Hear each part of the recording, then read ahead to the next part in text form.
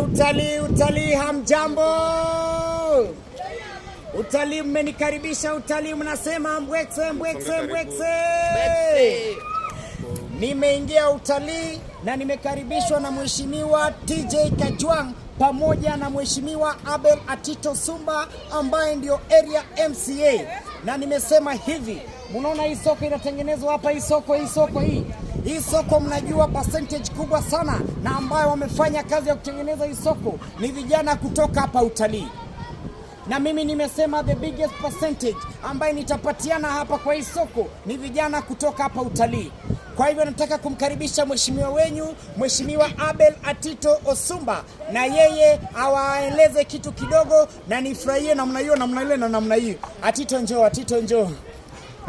Hey, jambo Mr. Atito. Mzuri sana. Nataka uongeleshe wakaji wa utalii na wajue ni kwa nini tuko hapa siku ya leo. Vijana oye! Vijana oye! Mtulie, vijana mtulie. Vijana wewe mtulie. Mimi ndio mheshimiwa wa hapa ndani, mimi ndio ward MCA, mimi ndio Abel Osumba Atito. Na mheshimiwa, nimekushukuru sana wewe kutembea area yangu. Wewe kutembea area yangu si kawaida. Mimi nimeleta maendeleo. Sewer lines nimetengeneza, level 3 si ongoing. Sisi wale nimetengeneza, ajira si iko.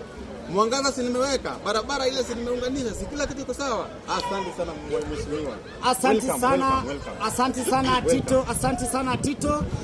Nakumbuka nilikuwa nimevunja protocol kidogo kwa sababu mheshimiwa Abel Atito Sumba ameongea mbele ya Chairlady, lakini hakuna jambo na ambalo limeharibika. Bado nitamwita Chairlady awasalimie. Chairlady njoo, Chairlady wa utalii njoo tafadhali Chairlady. Wapi makofi ya Chairlady jamani? Asante sana Chairlady. Ningependa Chairlady uchukue nafasi hii usalimie wakaaji wa utalii. Kwa mama oye! Kwa baba oye! Tunashukuru sana kuona mheshimiwa amekuja kututembelea hapa. Si kazi rahisi.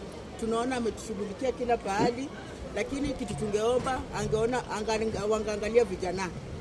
Vijana hawana kazi. Patieni vijana kazi.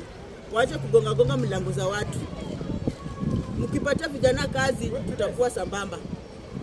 Asante sana Chairlady. Unasikiaje kusalimia rais? Nasikia vizuri sana. Asante sana. Wakaji wa utalii nimesema asanteni sana.